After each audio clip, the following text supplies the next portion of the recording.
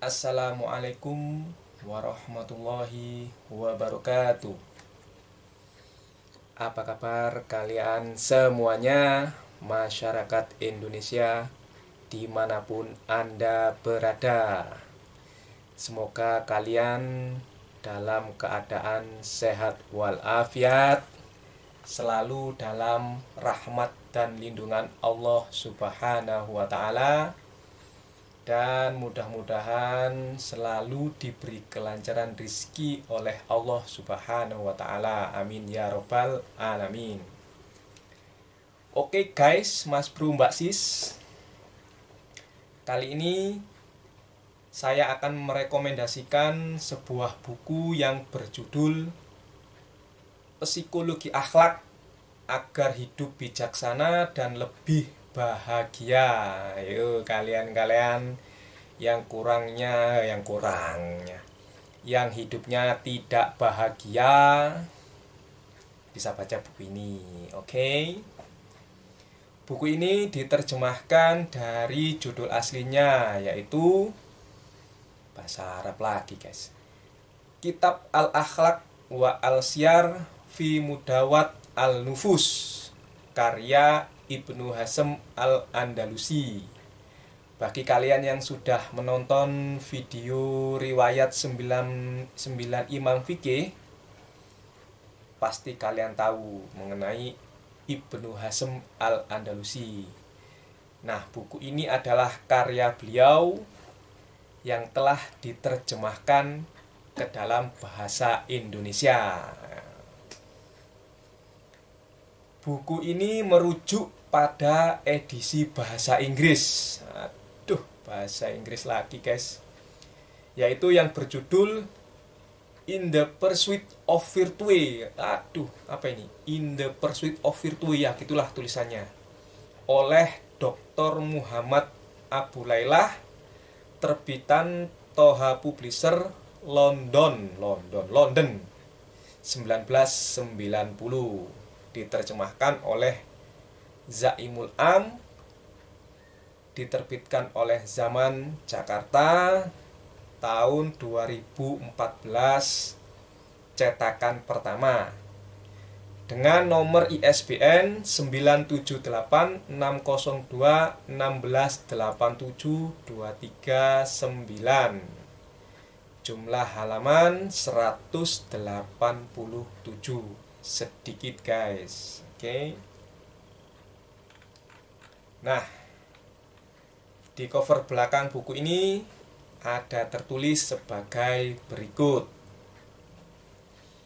Keringetan guys, padahal sudah pakai AC. Kok hawanya panas ya?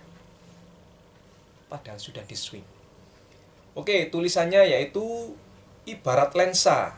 Buku ini dipersembahkan Ibnu Hazm untuk membantu sesama manusia mendeteksi gejala penyakit ruhani dalam kurung mental spiritual secara jernih, serta menawarkan metode penyembuhannya melalui psikologi akhlak. Jadi kalian-kalian kayak saya ya, yang sering sakit jiwa ya kan. Saya ini sering sakit jiwa, mudah cemas ya toh, gampang gampang bingung, sedikit-sedikit marah ya, kayak saya persis. Maka perlu baca buku ini. Oke? Jika kita tidak mengetahui keadaan kita yang sedang sakit dan sifat penyakit kita, tegas Ibnu Hazm, maka kita tidak dapat berbuat apa-apa terhadapnya. Jika kita tidak diberitahu mengenai cara penyembuhan, maka kita tidak bisa sembuh. Sesungguhnya, jika kita berhasrat mengubah keadaan diri kita, maka tak ada yang dapat dilakukan. Ya, jadi kalau kita tidak berhasrat mengubah keadaan diri kita sendiri, maka tidak ada yang dapat dilakukan. Inilah tepatnya yang difirmankan Allah. Sesungguhnya Allah tidak akan mengubah dalam kurung keadaan suatu kaum kecuali jika kaum itu mengubah dalam kurung keadaan diri mereka sendiri. Surat Al-Ra'd surat ke-13 ayat 11. Dan hanya dengan terbebaskan dari penyakit batin itulah kita bisa memaknai dan menikmati hidup. Sehingga setiap perilaku kita memancarkan kearifan dan kebahagiaan. Sebuah terapi klasik yang tetap asyik disimak dan relevan dengan zaman kita. Selamat menikmati hidangan bernutrisi tinggi dari ulama psikolog masa silam. Nah, itu yang tertulis di cover belakang buku ini, guys. Oke. Jadi hanya dengan terbebaskan dari penyakit batin, guys, penyakit batin, maka kita bisa memaknai dan menikmati hidup, sehingga setiap perilaku kita bisa memancarkan kearifan dan kebahagiaan. Jadi semuanya dari batin, guys. Batin, ya. Nafkah batin. Waduh, keren, bro. Oke, sekarang kita masuk ke isi buku. Buku isinya saya ambil 5 poin seperti biasa. Jangan banyak-banyak, guys. Kasihan yang nulis, kasihan yang terbitin. Kalian harus baca sendiri buku ini dan beli, guys. Oke? Pinjam temen enggak apa-apa, pinjam perpustakaan enggak apa-apa, guys. Yang penting baca buku ini supaya penyakit batin kita bisa sembuh. Oke, isi yang pertama ya. Saya kutip sebagian-sebagian, sepotong-sepotong ya, untuk lebih jelasnya kalian baca buku ini. Mencari ridhonya akan membahagiakan, baik bersifat langsung maupun abadi. Apa itu kebahagiaan langsung dan apa itu kebahagiaan abadi? Kalian baca sendiri buku ini, ada penjelasannya, guys. Ya kan? Mencari ridhonya, guys. Ridho Allah. Jadi teringat film serial Kiamat Sudah Dekat. Waktu itu Bang Fandi yang diperankan oleh Andre Taulani diuji oleh Pak Aji, oleh Wak Kaji ya, mencari ilmu ikhlas. Coba kalian tonton. Di situ tuh ada dialog tentang ini, mencari ridhonya itu lebih penting. Cukuplah ridho Allah di dalam dirimu, maka dan cukuplah Allah menjadi kekasihmu, sehingga semuanya akan menjadi kekasihmu. Kalau nggak salah ingat dialognya seperti itu, guys. Coba kalian tonton serial Kiamat Sudah Dekat ya, yang diperankan oleh Andre Taulani, Zaskia Meka, dan siapa itu yang yang jadi sama Deddy Miswar. Sorry Pak Kaji, lupa. Oke, jadi yang pertama, mencari ridhonya akan membahagiakan, baik bersifat langsung maupun abadi. Jadi yang penting itu mencari ridho Allah, guys. Yang penting ya.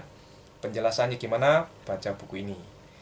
Isi buku yang nomor 2. Oke, saya kutipkan lagi ya. Sebagian orang lebih memilih kebodohan ketimbang pengetahuan. Seperti itulah kebanyakan orang yang Anda lihat. Ini penjelasannya gimana ini? Ya, baca sendiri bukunya, guys. Ya kan? Kebanyakan yang kita lihat kan gitu tuh, guys. Kayak saya ini ya. Pilih goblok daripada pinter, daripada pengetahuan, ya kan? Orang-orang yang seperti saya yang goblok-goblok ini tuh gampang terprovokasi, gampang mempercayai berita-berita hoax tanpa mau meneliti lebih lanjut, guys. Oke, isi nomor 3. Ini ada kalimat sebelumnya, tapi saya potong, guys. Isi yang saya kutip seperti ini.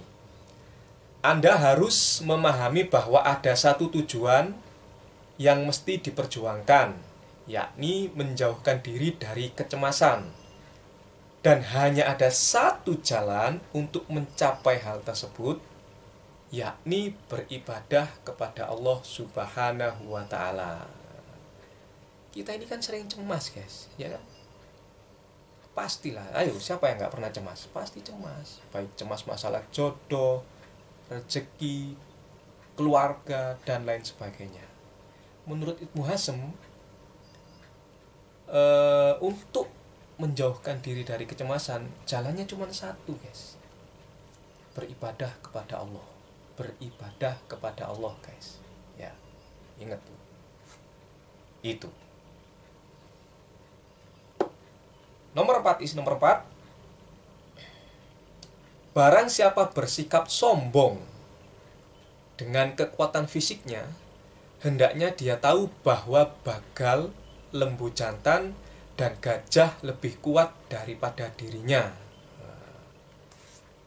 Kamu yang merasa sombong, punya tubuh kuat, fisik kuat, otot kawat, tulang besi, badan kerupuk, mambu terasi. Ingat, gajah lebih kuat dari klan-klan semuanya. Lembu jantan dan sapi jantan, kerbau jantan lebih kuat dari kalian. Lu merasa cantik dan tampan, bunga itu lebih cantik, guys, dari kalian. Bunga di taman, kan gitu kan, lebih cantik dari kalian. Jangan sombong. Oke. Isi nomor 5. Wah, ini isi nomor 5 ini dengerin, guys, ya, dengerin. Mungkin akan membuat telinga-telinga kita ini menjadi merah menyala, ya kan? Ibnu Hazm menuliskan sebagai berikut. Percayakan amanat Anda kepada orang yang soleh, meski agamanya berbeda dengan agama Anda. Sekali lagi ya.